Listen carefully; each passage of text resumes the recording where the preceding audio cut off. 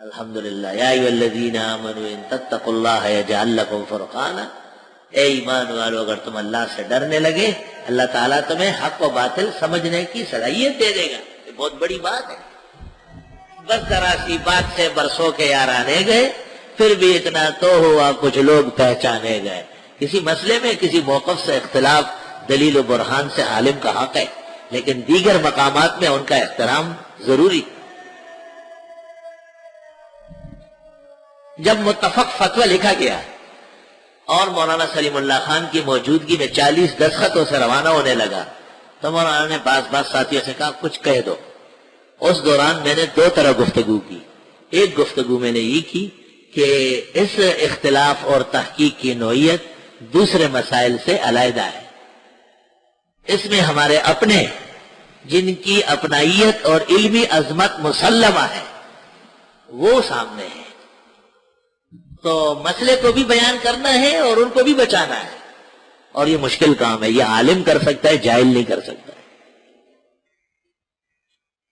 ظاہر بات ہے اگر آپ بہت زیادہ ان کو آگے کریں گے تو لوگ کہیں گے پھر انہوں نے بینک کو حلال کہا آپ کیوں حرام کہتے ہیں، تو یہ کہنا پڑے گا کسی کی لغزش ہو گئی، ہم پر ان کی لغزش واضح۔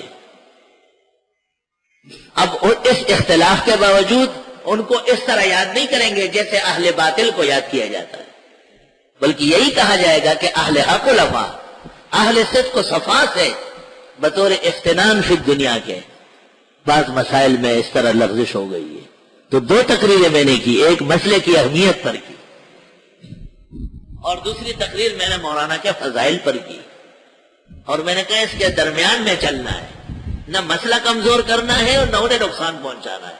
تو حضرت نے مجھے کہا جب میں ہاتھ ملانے لگا، کہا آپ کی گفتگو سے بہت آرام آیا ہے، شاید یہ خیال ہو کہ یہ تیز و تند آدمی آشا ہماری تیز و تندی اور لوگوں کے لیے، اپنوں کے لیے نہیں۔ وَإِذَا ځَانَ نَبَدِ لَرْغُوَاڑَمَا بَلْ نَبَدِ بَرْغُوَاڑَمَا، اے ایمان والو اگر تم اللہ سے ڈرنے لگے وہ دے دے گا تم کو حق و باطل میں فرق، وَيُكَفِّرْ عَنْكُمْ سَيِّئَاتِكُمْ اور ہٹا دے گا تم سے تمہارے گناہ، وَيَغْفِرْ لَكُمْ اور معاف کر دے گا، وَاللَّهُ ذُو الْفَضْلِ الْعَظِيمِ اللہ بڑے فضل والے ہیں۔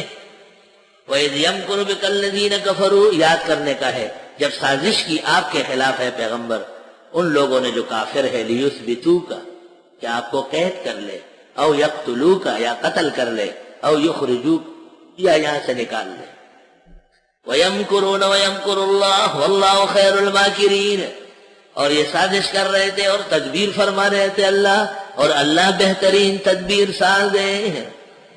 کہتے ہیں کہ دارالندوہ کے اندر مشرکین کے صنادید جمع تھے بڑے معتبر لوگ کہ پیغمبر کا تو پیغام بڑھ رہا ہے، لوگ آ رہے ہیں، اور ان کا راستہ کیسے روکا جائے گا، بہت پریشانی ہے۔ بنو ہاشم قبیلے کا آدمی ہے، قریش کا بڑا برانچ ہے، یہ کچھ کہنا بھی آسان نہیں ہے۔ تو یہ سب خیالات تھے، پکڑ کے قید کیے جائے، مار دیا جائے اور یہاں سے نکال دیا جائے۔ ایک بوڑھا بزرگ ان میں نظر آیا اور بہت ظاہری اوصاف کے اعتبار سے اچھا آدمی لگ رہا تھا، اور روتا چلا جا رہا ہے، روتا چلا جا رہا ہے۔ اس سے پوچھا کہ کیوں رو رہے ہو؟ کہ روؤں گا نہیں کہ تم مکہ میں بیٹھے ہو جہاں پر کعبۃ اللہ ہے اور اس شخص سے ڈر رہے ہو، تو اگر میری قوم قبیلہ جو یہاں سے 100 میل دور ہے یہ وہاں پہنچ گیا تو ہم کہاں جائیں گے؟ تو لوگوں نے کہا دیکھو کتنا ہمدرد ہمارا ملا، اتنا ہمدرد ہے ہری پگڑی والا، شیطان ابلیس تھا۔ اور اس نے یہ مشورہ دیا جب آنسو پہنچے اور اس کی ہچکیاں بند ہو گئی، سلگئی ادھرے دے درو، تو اسے یہ مشورہ دیا کہ ہر قبیلے کا ایک آدمی اس طرح 48 قبیلوں کے 48 آدمی رات کو ان پر حملہ کرے، اور 48 قبیلوں سے بنو ہاشم کا لڑنا آسان کام نہیں۔ سب نے کہا اسی پر فیصلہ ہے۔ رات کو چاروں طرف یہ بیٹھ گئے کہ حضرت جب نکلیں گے یا مناسب وقت ہوگا تو اندر جائیں گے، آپ کو اللہ کا حکم آیا کہ آپ اپنی امانت حضرت علی کے حوالے کر لیں، اور آپ نکلے اور شاہت الوجوہ پڑھ کر ریت دم کرے اور ریت ایسا پھینک دے۔ آپ نے ریت پھینک دیا، وہ مشرکین کی آنکھوں میں پہنچ گیا، سارے اندھے ہو گئے۔ حضرت بڑے آرام سے باہر آئے، ابو بکر صدیق کو جگایا، اونٹنیاں تیار تھی، ان پہ بیٹھ گئے۔